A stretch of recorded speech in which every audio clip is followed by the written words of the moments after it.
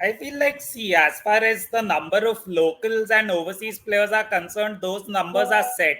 So that'll either be 7-4 or 6-5. I think what she's probably saying, this is just my guess, is that some local players aren't playing the kind of roles they play for their domestic sides. But then, if you also look at something like the IPL, a lot of players don't play the roles they play for their domestic sides. So that is a little hard to do. Like, for example, if you take Mumbai Indians, Amanjot Kaur and Humaira Kazi both bat in the top four for Mumbai and Chandigarh.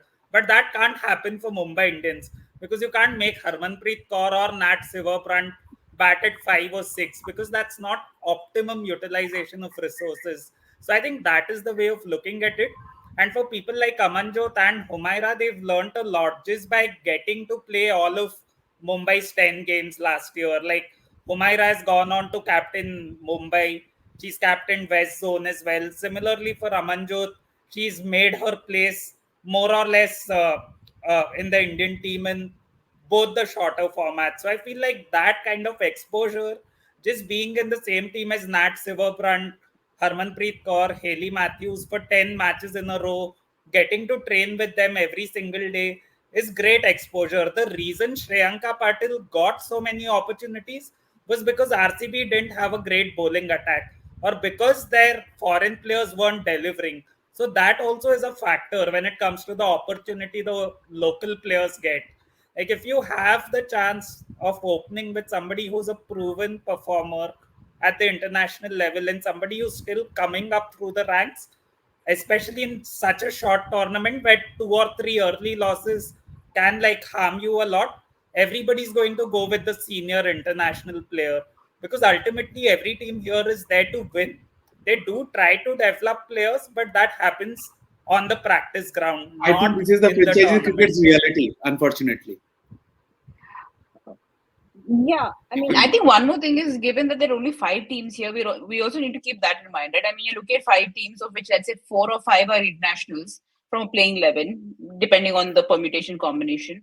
And then you have what about 15 to 20 in the Indian team and on the periphery of the Indian team. Those again are distributed amongst those 5 teams again, which essentially means for a pure domestic talent, you don't have a lot of slots. And therefore, I mean, and like Mohit was saying, right? I mean, the international players are going to take precedence. I imagine, and this is I think one of the problems with having only 5 teams is that you don't necessarily develop your domestic talent.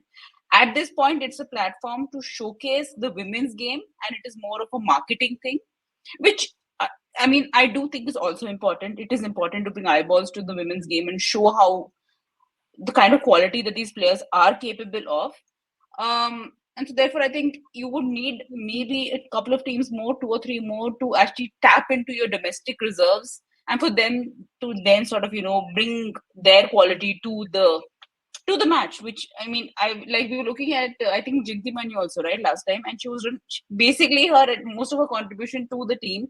And this is no slight on her. This is not a remark on her. Was by way of fielding mostly. She bowled a few overs, I think, and she appeared in a lot of Instagram content, um, which is unfortunately what happens when you're in a team full of superstars, right? Both international superstars as well as Indian internationals.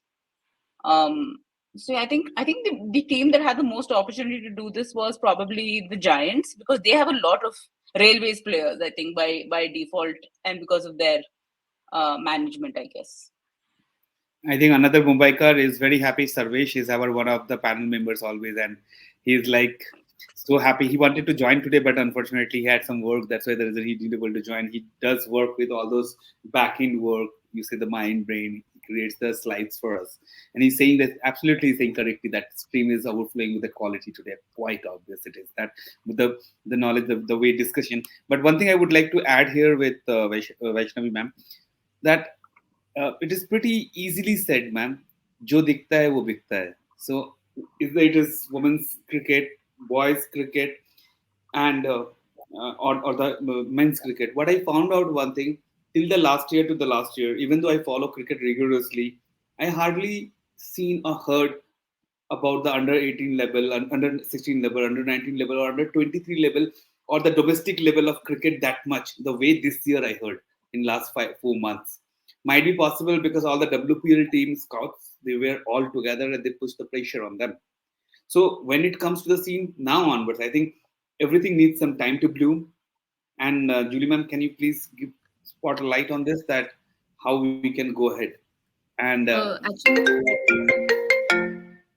actually, just and wanted to maybe make a point on what the question was asked by Maitri. Probably one more idea that probably some of the team managements can use going ahead into this WPL. I beg your pardon. Is that if, for instance, we had a team like Mumbai Indians last season, they were winning, I think 5 or 6 matches on the trot. They had won, so they were in a comfortable position to qualify for the knockouts. Though I know that only the table topper get to play the final, so it is important to be at the top of the table.